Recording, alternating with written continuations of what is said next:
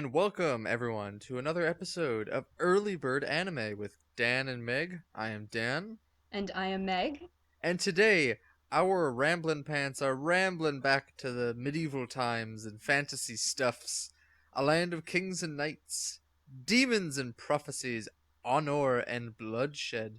Not as much honor though, but there are big swords, and I mean like really big, really big.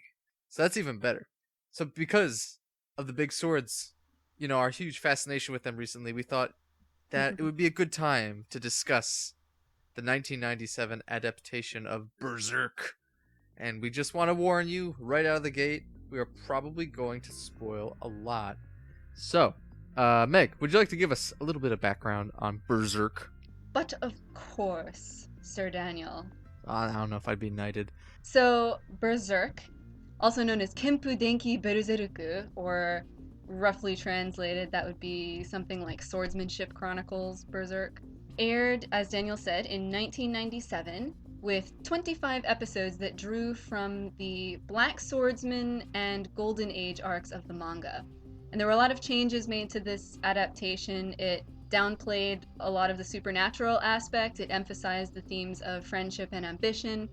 It also took out a lot of characters and violent scenes, and also content that would kind of extend beyond the continuity of what the anime encompassed.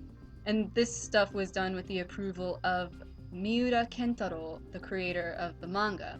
And speaking of the manga, that began in 1989, and it currently has 38 volumes, because yes, it's still running today. It was originally published in Monthly Animal House, which then later on became Young Animal, which is a seinen manga magazine that also has lots of pinup girls, apparently. Oh, well, thank you for letting me know.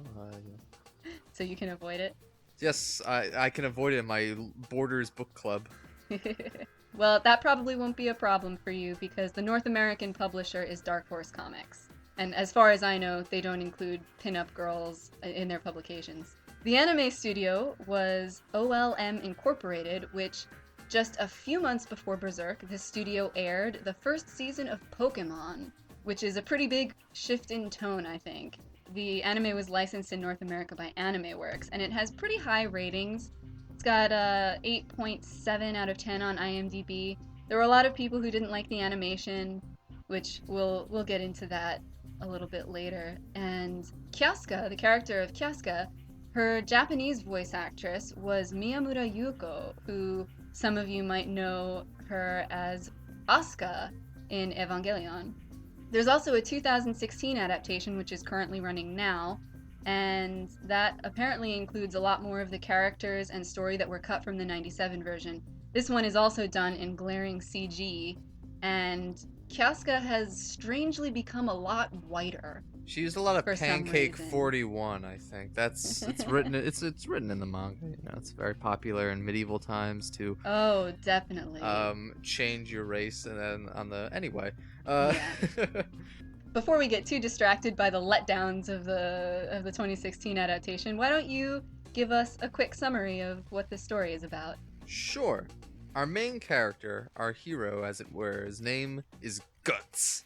He's a huge buff guy with a big sword that is twice as tall as he is and probably 1/4 the size of his penis, but that's neither here nor there. He does what you'd expect with a guy who has a giant sword. He wages war, or he partakes in the waging of war, in the battles between the two kingdoms that he lives in, Midland and Tudor. He kills lots of people, and that's not a surprise, though. Nope. But that's not all there is to Guts. On one fateful day of mercenary work, Guts catches the interest of Griffith, the charismatic leader of a band of mercenaries that Guts had battled, known as the Band of the Hawk. And after a duel, Griffith claims, I'd say, ownership of Guts, and Yeah, pretty much. and he's recruited into the mercenary band.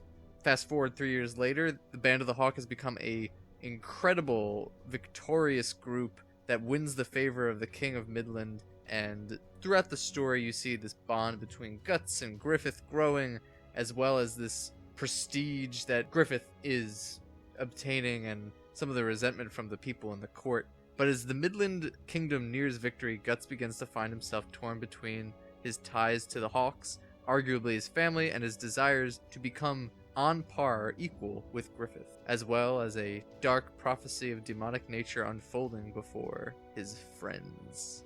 Meg, what Yes. did you think of Berserk?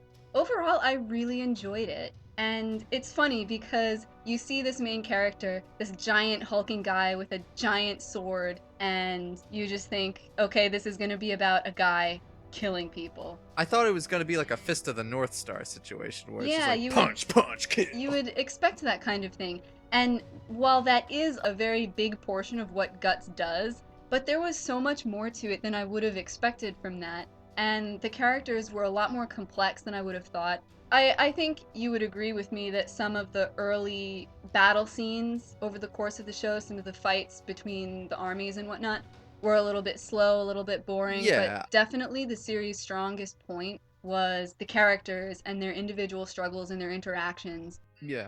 I really liked seeing everyone change and grow. Mm-hmm. So the series is structured in a really interesting way because the first episode you see Guts and he's missing an eye, he's missing an arm, he's being tormented by these demons that are like nagging at his brain when he goes to sleep and like feeding on his energy or something like that. And he's killing demons and you know, he's really, I guess, dead set on finding this guy Griffith, and you're like, oh man, this guy is really messed up. What must have, you know, what happened to him? And wow, he must really hate this Griffith guy. And then the second episode just kind of jumps you back in time and you see him meeting Griffith, and over the course of the series you see them getting so close and you're kind of like, oh my gosh, what happened? And you know it's going to fall apart, but you don't know how. So I thought that was a really good way of structuring Staging, it. yeah. Exactly. Give you that teaser and giving you that kind of sense of dread. Yeah. Where you know it's going to go bad. What about you? What did you think? Yeah, you said it a little bit that we were expecting a completely different show. I was expecting a show where it was just gonna be about swinging a sword, killing people, take no names, a much of a power trip sort of thing. Oh yeah. I'm glad it wasn't, because that would have just been whatever. I had heard things about Berserk in the past through various people or just clips of things I saw. And I was expecting to see a show all about demon hunting and revenge and stuff. And that's not exactly what we got, because the first episode was like a little tease. And I thought, oh, this is going to be what the rest of the series is about. And I didn't mind that went back in time to explain things, because that's like the best part of the whole series. I just thought they were going to come back to the present day thing. So a little bit of my expectations were disappointed, but not in not in a bad way that it impacted my opinion of the show. Right. I really enjoyed, as you said, the interactions between the characters. That's probably the strongest thing for me. When I was watching it, I did think a couple things were a little bit dated. Not in a bad way, and it didn't take away from the story, but it made me chuckle. Like, the fight scenes were they weren't as... You know, when we watch Baccano, that's got great fight choreography. Oh, yes. I really enjoy fight choreography in any media. As do I. But this was very, like, freeze frame. It was like, psh, and you'd see a picture of Guts, like, not swinging his sword, but, like, it was still shots. Or, like, it would be very slash focused. Like, one slash, oh, let's pause for a minute. Another slash, oh. And then, as the series got a little bit more into the whole warfare between the Midlands and the Tudors, the fights got a little bit better. And like the early ones too, I was not invested with, because they were just random skirmishes, so I kind of didn't really care, which isn't good. And then like as the series went on, there were some really good fight or action moments. None that really amazed me, but there were a couple where I was like, oh, this is pretty cool. Animation, once again, I could tell it was very... I actually thought it was earlier than 1997, but I could tell, and it didn't take away at all from my enjoyment of the show. It was also billed to me as a very gory show, but it's really not that bad. It's not as gory as I thought it would be, you know what I mean? Yeah, it's like, It's got lots of blood. There's lots of gallons of blood. Like, you slice someone, and they kind of spurt out like a ketchup packet. It's like, psh, and they make that sound. But there's not a lot of viscera. Yeah, and that's what I was expecting too. Like, oh, the snake guy gets cut in half. I'm gonna see his guts and his puke. But certain scenes are very like not hard to watch, but you look at it and you think like, oh man, that's messed up. That's what I thought was interesting. It was a lot of things that my expectations were. I was expecting this, and then no, it's this, but that's okay. Yeah, You know what I definitely. mean? And I definitely think that a lot of the maturity of the show comes in with a lot of the themes that they address. Absolutely. Yeah. Let's get to that because I think our main Yeah. topic of discussion will really be focused on the interaction between three of the characters: Yes. Guts, Griffith, and Casca. Yes. So you can, if you'd like, what is your favorite shipping? Guts and Griffith. Oh, are we getting into shipping now? I think we need to because, like, I want to talk about their interactions between each other, Yes. but you can't really mention it without, bringing up what shipping is and what they have with each other. Right. Well, I think before we get into the relationships, maybe Mm-hmm.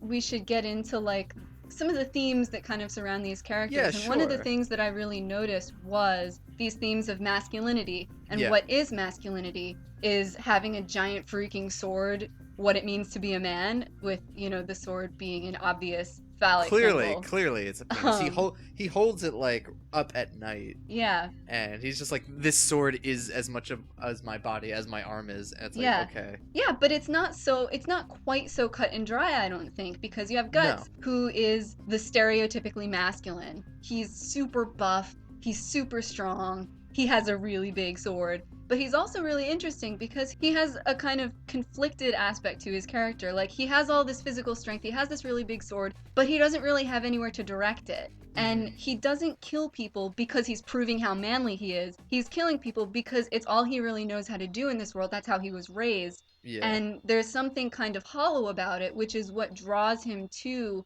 Griffith and to Kiaska as well, because they have dreams, and dreams are also a really big theme. And Guts, he admires his underlings who have dreams outside of fighting, like, They're oh, not this even guy, really underlings. They're just like his they're almost like men. his not even his kids, but they are like They're his family. they're his family. And I honestly did not expect him to be as in love with his men. Yeah. And there's a scene where he is referring to them by name. He's just like, Albert wants to marry this girl, but he wants to become promoted first. So and so wants to buy a farm and start a family. Yeah. And I'm like, whoa, he actually like knows. And like his men are like, Captain Guts, where are you going? Like they just like it's equal love, and equality is also another thing, Mhm. but it's just like a really interesting dynamic between everyone because you have, like you said, what does it mean to be a man? We have Guts, as you say, big burly man. Then you have Griffith, who is much more slender, very long, flowing hair. You could say He's very more feminine. androgynous. Yeah, androgynous, feminine. But he is the one who gets so much power. He's the one who attains all these ranks, these things that in their society are signs of this is what it means to be a man. Right. So you have these two conflicting images of, oh, okay, he is the one who kills the most, but Griffith is the one who thinks the most. And then just when you think you got that figured out, throw Casca into the mix, who's a woman. Yeah. She's a woman, but she has a lot of, I guess, stereotypically masculine qualities. She has really short hair, she has really dark skin, and in Japanese beauty standards, they always want the ideal woman to be like super pale, and this Yeah. dates all the Europe way back too. to Europe too. Yeah, and in Japan too, way back you would have the court women like painting their faces white. And Kiaska, she's an incredible sword fighter. She's got a position of leadership. She's the second in command to Griffith in the Band of the Hawk. And it's so interesting because you have Guts, who's the fighter, you have Griffith, who's the Strategist. tactician, Yeah. and then you have Kiaska, Who's kind of who's both. but for her, everything always comes back to her female body. Yeah. And she is completely disregarded by enemies, regardless of her skill, because she is a woman. And their ultimate punishment for her is not death, it's rape. It's not, I'm going to cut you to pieces. It's, I'm going to rape you. I'm going to let all of my men rape you, and then I'm going to cut you to pieces. And it's a constant fear that, I mean, for her, definitely, that's a big fears that she has. But for me, watching it, like, I was always thinking about it. I'm like, is it going to be like, this is going to happen? And it's so, like, stressful to watch. And then you have to think, well, what if I was living that? Yeah. And it's like, oh my gosh, this is horrible. It's Like, amazing because the show actually addresses that. And I really appreciated it because the show acknowledges how she has to fight her body just as much as she has to fight her enemies. And yeah. like, there's this one episode where she gets her period right before battle. And First she's of like, all, "Oh, come on, not now." And then first she of like doesn't all, tell anyone. a show acknowledging that women get periods, Holy crap, I didn't even like, know. and especially from like 90s Japan. So Yeah. she has to fight through the internal pain, the nausea, and it really throws her off her game. But even off her game, she's just slicing men apart left and right. It's like this betrayal of her own body. She Yeah. has to fight through all of the slurs, the threats of violation, and she's just so cool. I appreciate her so much.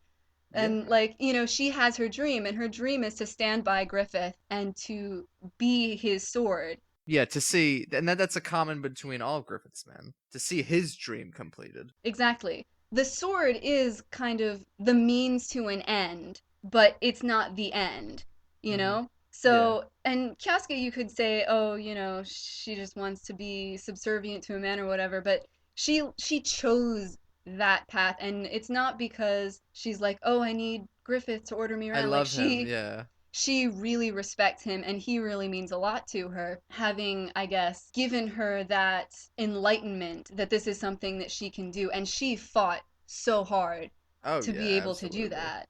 If we get back to the, I guess, comparisons between the characters, it's so interesting how all of the enemy troops who fight her, they always assume, oh, you're a woman You and must have you're in slept an your way to the army. You top. must have slept your way to the top. You must be the army whore or something. When actually, Griffith is the one who is He revealed sold at his one point body, yeah. to have sold his body to this lecherous old man in order to gain funding for his army. Yeah. And that's another thing. It's like, oh, and Griffith's like, it was nothing. I knew what he wanted, and he knew what I wanted.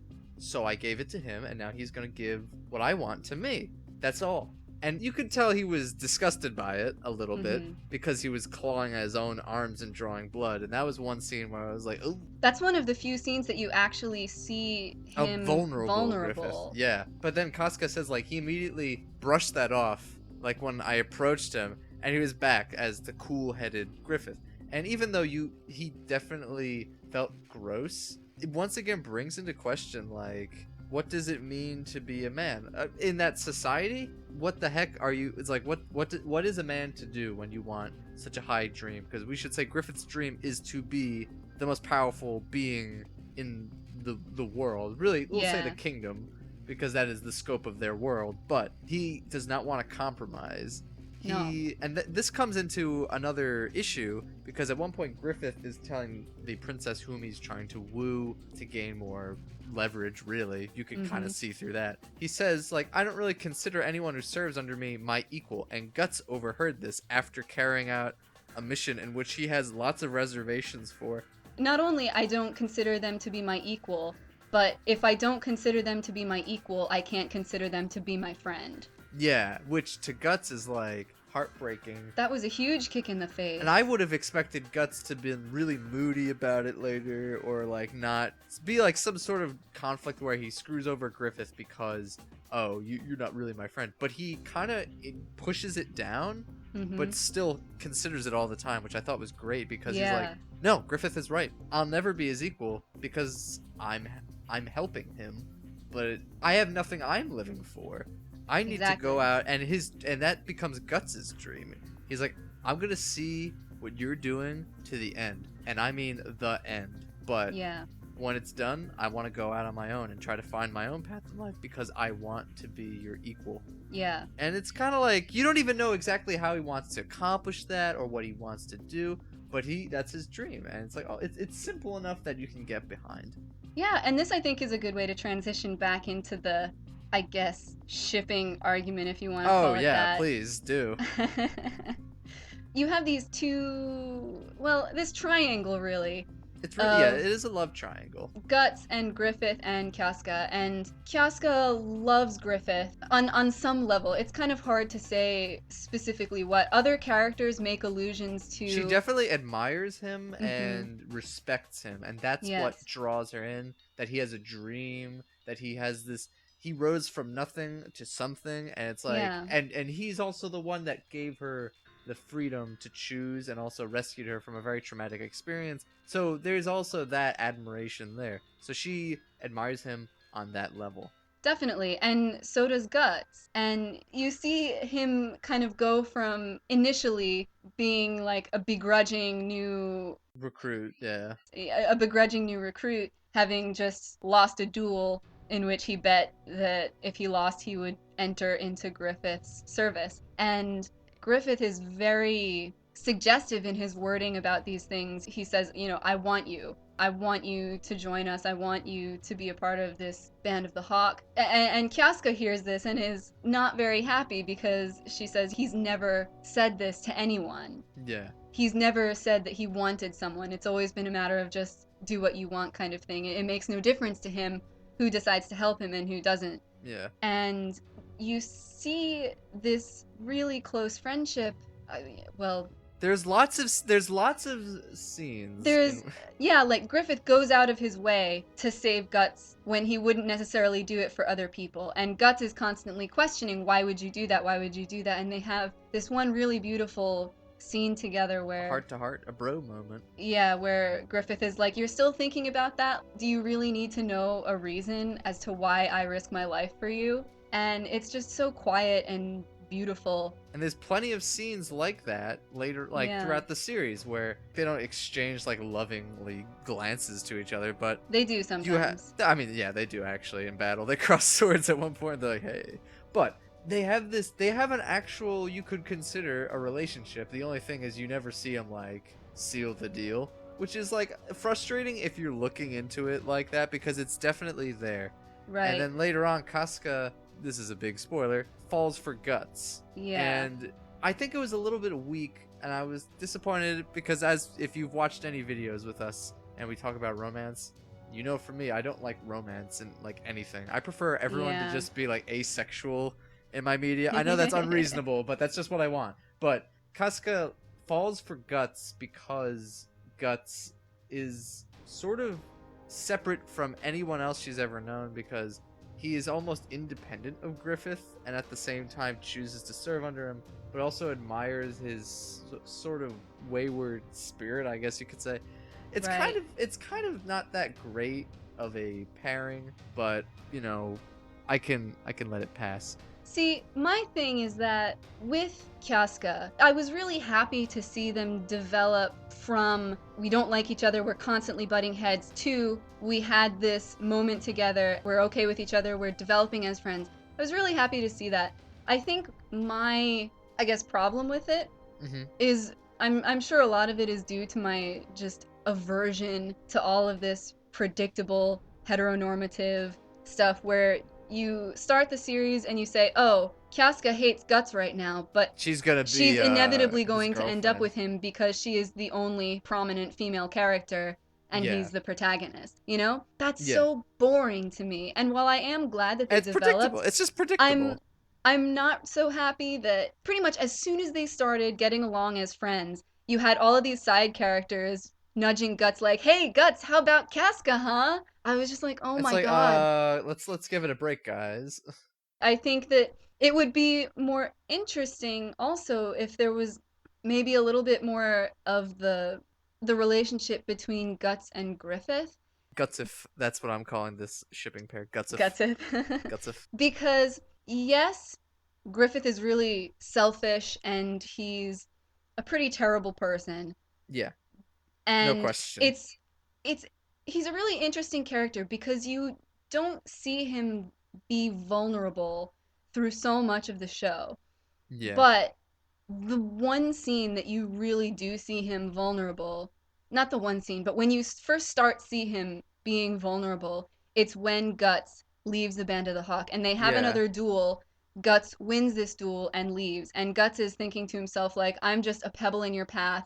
You're gonna pick right back up and keep carrying on just like always. I Which is don't something matter Griffith that has much. mentioned. It's something Griffith mentioned when talking to the princess. It's like every person's just a pebble in my path, or Yeah. he said it before, and Guts like won that duel and was like, you know, we started our relationship this way and we ended it this way, or not even ended it, but I won my freedom through you this way, and I'm hoping because I've bested you that you can be able to get around that. But Griffith can't do that because he's a selfish person. Right. He wants Guts. He's like, no, you are mine. And what does he do after he loses someone that was his, pretty much? He goes and rapes the princess and then gets thrown in the dungeon for a year and is horribly tortured and emaciated. He went and completely threw out everything he had been He working ruined his for that plans. whole time because Guts left him.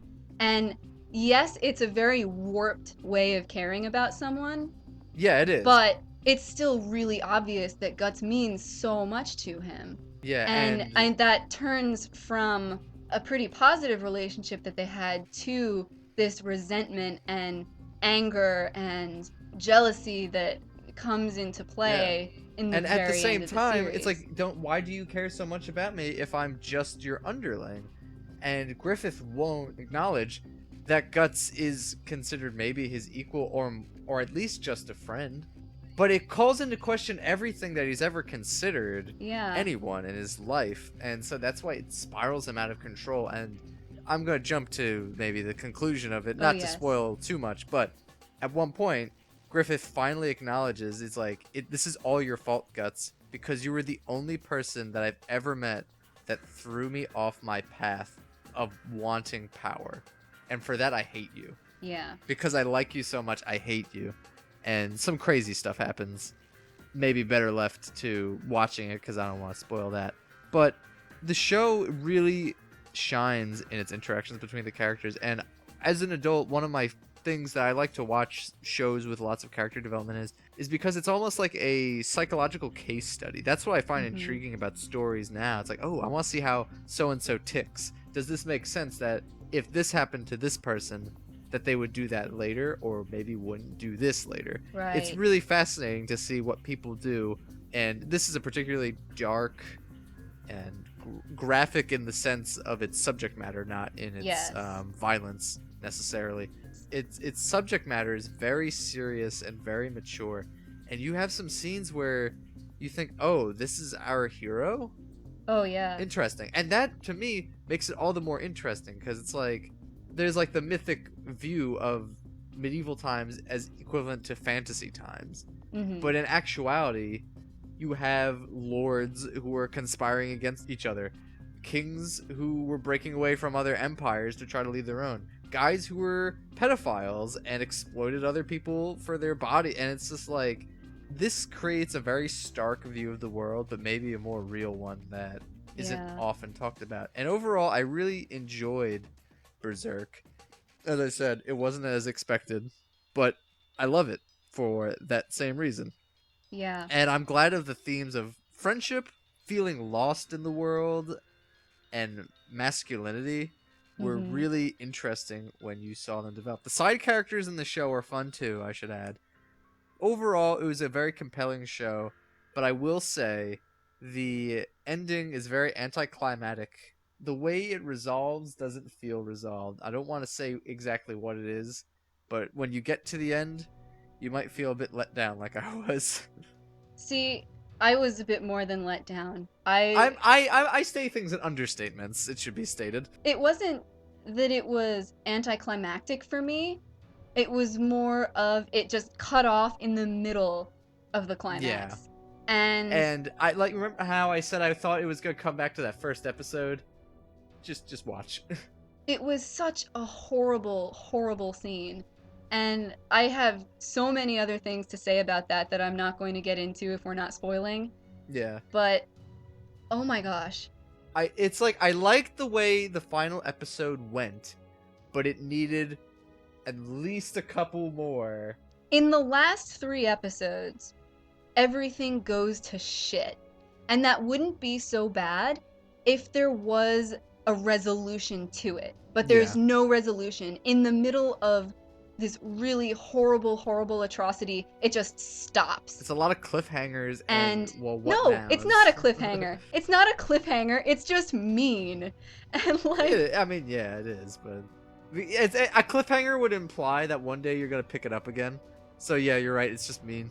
There was no resolution at all. It didn't come around to the first episode at all. Like you could see how it would lead to the first episode, but it didn't actually give anything satisfying of how do they get out of this situation? What is Yeah. the aftermath of this situation? Like it really upset me, and I finished the episode and I was in such a bad mood, and I just had to like not think about it for a while. Like I just I was can't think it about was this. like it felt like the rug had just been pulled out from under me because it just ends.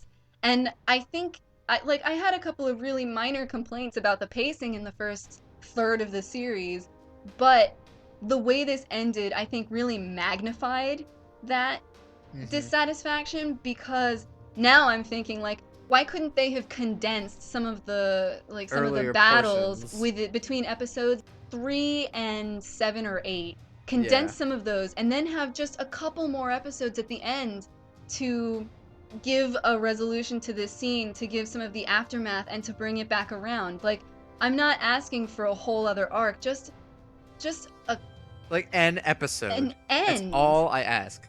An ending episode. And it's just like, why? Why would you do this to me? I watched 25, I wouldn't say amazing, but very compelling episodes. I went on this journey with you. But you know what? I kind of thought about it, and this is completely not the appropriate conclusion I came to, but it's like maybe it's just about the journey and not the destination. So Uh, if I just ignore the beginning and the end and consider the journey, it's a lot better. yeah. But it would have been way better if the end wasn't like going to Wally World and finding that it was closed. Yeah. That's an obscure reference for all y'all Chevy Chase fans out there. Anyway, I think that wraps it up for this episode, really, unless you'd like to conclude on another note. I guess my conclusion would be that I really enjoyed it overall. I loved the atmosphere with its really kind of melancholy, sad, nostalgic feel to it. It had some great musical pieces too that And some really pretty lent to that. horrible music. It And some pretty horrible music if you look at the opening theme. does not fit with the rest of the show. No, no. But otherwise, I liked it. Yeah, I want to read the manga now. Yeah, me too, because I want to see. I want a resolution. Yeah, I know. Anyway, this Anyway. this is the end. This is our horrible end to the episode. Like, comment, subscribe. And remember, you'd better remember, that this podcast has been passed down through the Kaborowitz family for 500 years. So don't underestimate us. Yeah, goodbye. This is my guts ending. Goodbye. But I mean my berserk. Whatever. Goodbye.